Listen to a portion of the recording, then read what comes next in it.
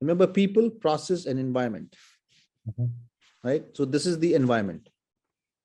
That people, process, environment discussion you saw was more from the 7th edition, right? Because that's where it is going. Where is it now in the 6th edition? That is the discussion. And what is the environment? Well, we call them assets, which is OPA, and environment. You know, you work in projects where you have so many systems. How do they interact with themselves? That is the environment. For example, could they be internal or external? Both. Could they be positive or negative? Sometimes they help you, sometimes they stop you. Sometimes they improve your presence, enhance it, or sometimes they stop you. Right? External, government. Which one is internal? Which one is external? External is government, HR is internal. Culture. Structure, internal. Market. External. Political. External. Could be internal and external both. Political company. Yeah, that's true. Keep that senior VP happy, you won't get anything. Right? That could be internal, but political is, hey, right now there's a recession, so not many projects are going through. Companies don't want to spend cash. How about this? Database? Internal. What is that? PMIS? Not sure. Project Management Information Systems, right? So if you're Microsoft project, a lot of companies nowadays use Jira, right? Do you think that can improve or restrict your ability to deliver projects? It will help. Yes, indeed. Yeah. Sometimes you'll find such a sloppy system, nothing works there, but the company already bought it, so you don't have a choice. But they want you to deliver the project in time, and this is the environmental constraint. Infrastructure. Internal. Right. Both, I think. Yeah. Both. Infrastructure could be infrastructure, the physical infrastructure of the company, or software, hardware. Could be infrastructure. The road leading to your office is very bumpy, whatever, right? So work authorization systems to authorize work, right? Access to systems.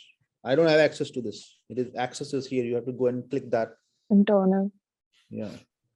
So that is the problem. So I think some part could be external also. Correct. See, there's a little bit of overlap in overlapping. Yeah. So that was what I was thinking. We cannot have black and white here in this. Yeah. Nothing in life is black and white, right? Even the black color has shades of gray, and even the white color has shades of gray. Too much to think. Unfortunately, we have to take decisions which are black and white. Often our decisions are murky and fluid. Think about it. I want to go to Canada. I'm not really sure, but let me take that leap of faith and go. Right? So that is the human vacillation. But internal structure, infrastructure, resources, if we have the right people or not, are they capable of delivering? Sometimes that really blocks you, right? Sometimes that helps you. Society, law, like Iti was talking about GDPR, right? So that's a legal restriction. In Europe, you cannot just release market information from here and there and have a crawler go and find the information and present it. Companies like Google are always in a problem in Europe, and Europe always make them pay money. So government standards, right? Expectations. And then what are these assets? We call them assets within the organization, which you have files and records and templates, right?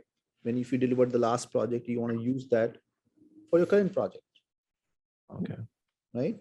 Records, files, databases, standard templates are used to do work.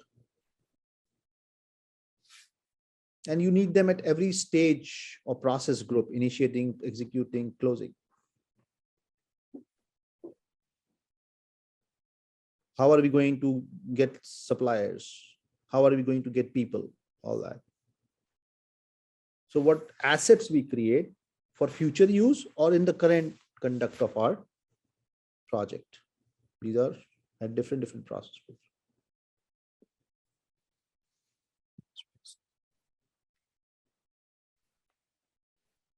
How did we last time fix that issue? There was a bug which came up, and this is how the team worked on it and tested it and released it. I mean, reduced it, released the bug. Not a very good thing. So what are the other influences from the environment? Your structure of your company, right? Very hierarchical, very function-based versus matrix-based, project-based. Culture of the company, very tight. Nobody listens to anybody. The boss decides everything. Senior VP, too much authority. Versus very collaborative and very entrepreneurial, where everybody contributes.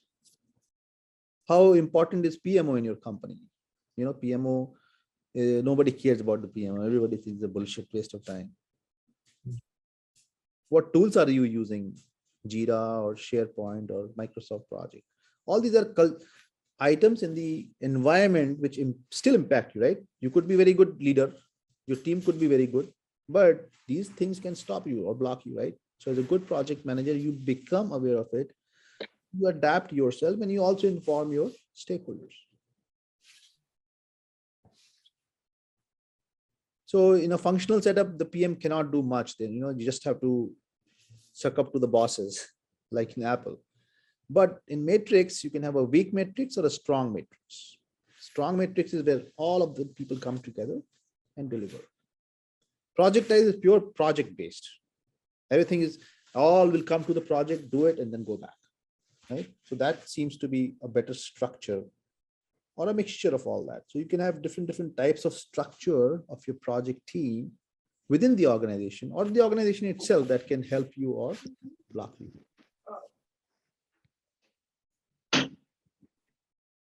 So we talked about this, friends. Let me ask you a question here. Monica will tell us, where does a project manager has the authority to hire any resources he wants? She wants. Let's be more gender neutral. In which structure?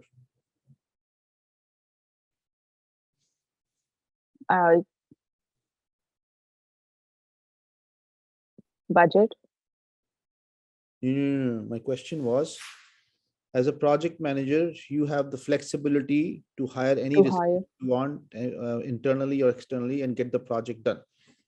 What kind of structure are you in? Functional, weak matrix, balanced matrix, strong matrix, projectized? Functional. It's projectized, right? Projectized, right? Projectized or maybe strong matrix, right? Depends, because your ability to hire people.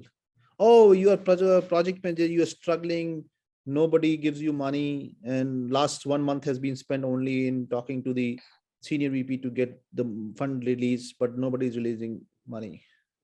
In which structure you are stuck? Functional, weak matrix? Projectized. No, I think functional and weak matrix. Yeah, functional has very, the PM has a very less authoritative, Monica, and the projectized has more, the PM has a impact. Monica's lunchtime. Yeah, sorry, my daughter distracted me. That's why I was a little off. Yeah, we all have that. You wanted to hire an administrative person to support you, and you went to the stakeholder and they said, there's no way we can have budget for you. Just go and do your job and get the project done. Don't waste your time. In which structure are you? Strong matrix, projectized, weak matrix, functional? Weak matrix for sure. Now you got it. See, as a trainer, I figured when somebody's not there, not having eye contact with me, and you should ask questions. Strategy. Bring them back on track Yeah. of distraction. which means as a trainer, you're failing in your ability to engage the person. As a project manager, you're failing to interact with your team member and keep them in focus. Yeah. What does the PMO do? PMO is actually nothing else but organization, a structure from where you deliver all the projects. So all the projects come there, and then PMO holds the project and success and failure of projects, manages the framework, governance of the project, makes a decision, should you go for it or not go for it, sometimes in the beginning, right? Mhm. It handles the interdependencies. Mhm. Any questions, thoughts, ideas?